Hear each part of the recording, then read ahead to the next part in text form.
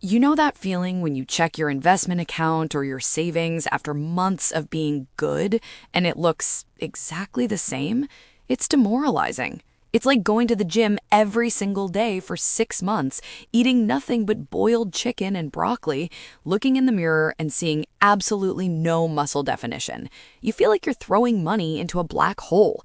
You sacrifice the lattes, you skip the vacations, you drive the old car, and for what? To see a number that barely moves? If you feel like you're running on a treadmill at max speed but getting nowhere, I want you to know something.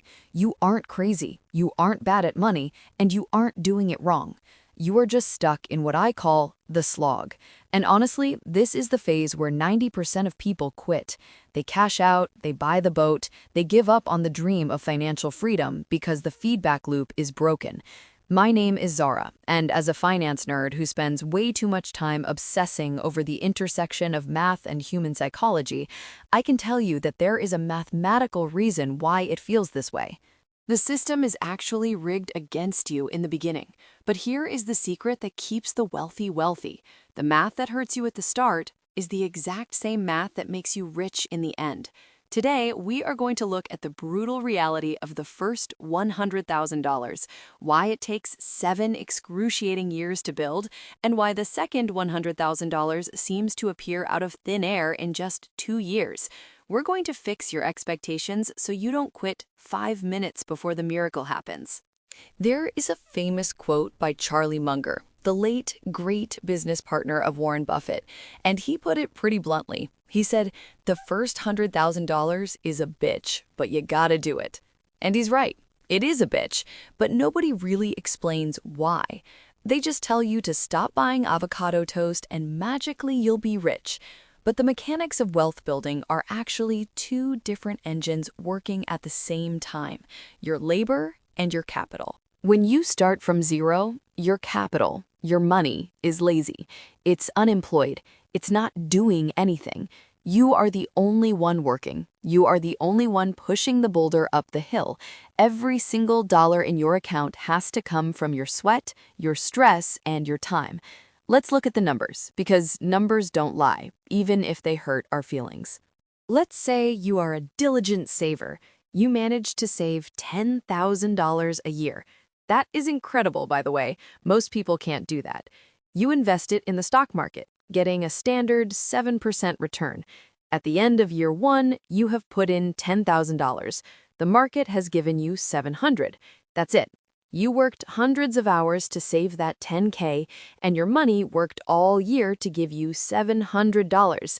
That is insulting. It's enough to buy a nice dinner, maybe, but it's not life-changing. This is the slog. In the beginning, your investment returns are pathetic compared to your contributions. In that first year, 93% of your wealth came from you, and only 7% came from the market.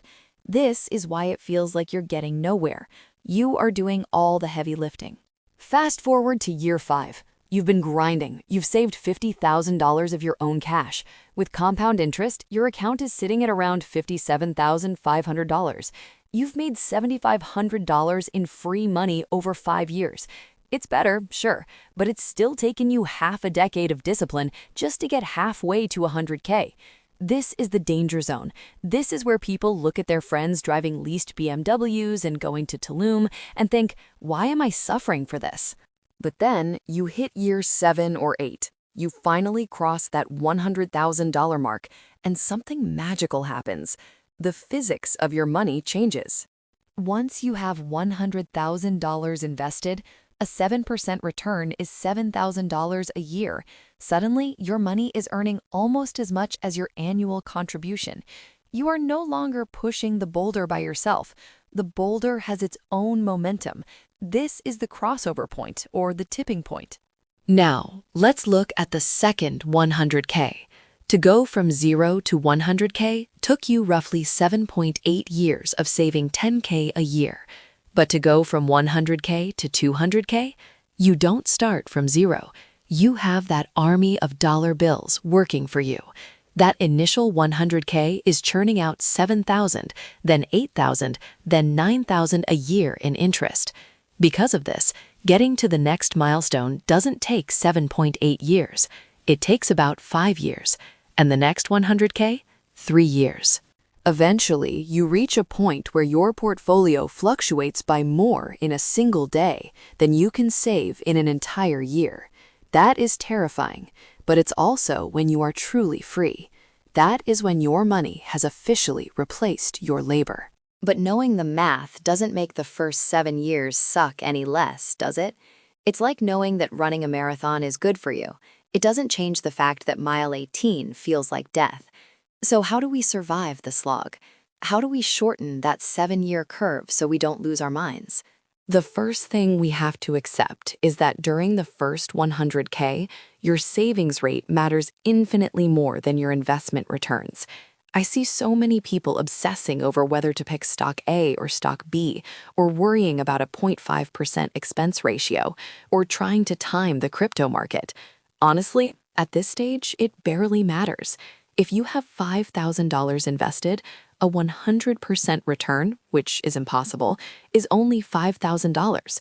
But if you figure out how to cut your housing cost or increase your income to save an extra $5,000, you've achieved the same result with zero market risk. In the early days, you are the asset.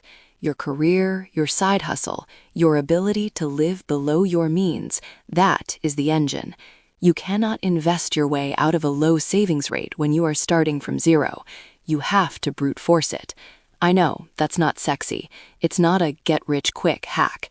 It's just the truth. The only way to turn 7 years into 4 years is to feed the beast more money. There is a concept called velocity of money. Think of a rocket ship leaving the atmosphere. It burns 90% of its fuel just to get off the ground and fight gravity. Once it's in space, it can cruise for thousands of miles on almost no fuel. Your first 100K is you fighting gravity. You have to burn fuel. You have to be aggressive. This brings me to the psychological trap that catches almost everyone. It's the lifestyle creep. You get a raise and you think, great, I can finally afford the nicer apartment. And look, you deserve nice things. I am not the type of expert who tells you to live in a cardboard box and eat sawdust. But if you increase your spending every time you increase your income during the slog phase, you are resetting the clock. You are adding weight to the rocket ship while trying to take off. If you can just hold the line, keep your expenses flat while your income grows, just until you hit that 100K mark, you buy yourself freedom. You are buying years of your life back. Another thing that helps is visualizing the snowball effect. I love this visual. Imagine a tiny snowball at the top of a massive snowy mountain. You push it. At first, it's small. One rotation adds maybe an ounce of snow. It looks pathetic. But as it rolls, the surface area gets bigger. Suddenly, one rotation adds a pound of snow, then 10 pounds. Eventually, that snowball is rolling down the hill, snapping trees in half and creating an avalanche. You are currently in the ounce of snow phase. You have to trust that the avalanche is coming. Let's talk about where to actually put this money, because paralysis by analysis is real. When you are grinding for that first 100K, you want your strategy to be boring.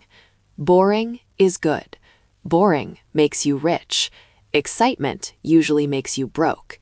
You want broad market index funds or ETFs. You want to bet on the entire economy, not a single company. Why? Because if you are putting all your blood, sweat, and tears into saving this money, the last thing you want is for a single CEO to make a bad tweet and wipe out 20% of your hard work.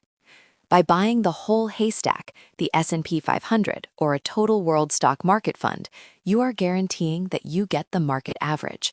And as we saw with the math earlier, the market average is enough to make you wealthy if you just give it time. There is also a massive mental shift that happens at $100,000. It's not just financial, it's emotional. When you have $5,000 in the bank and your car breaks down, it's a crisis. It ruins your month. You feel fragile. When you have $100,000 in the bank and your car breaks down, it's an inconvenience. You write a check and move on. That security gives you the ability to take risks.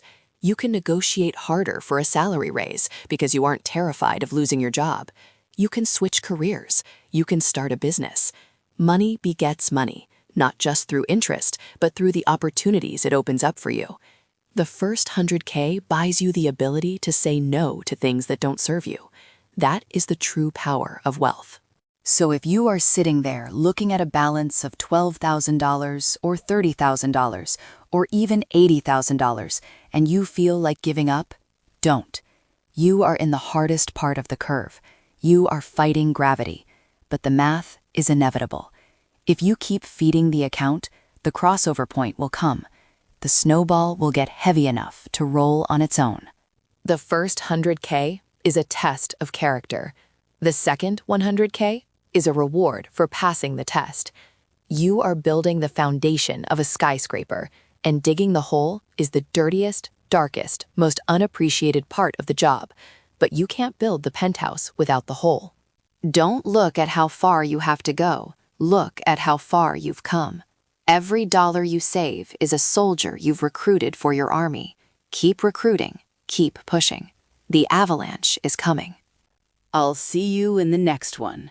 Keep climbing.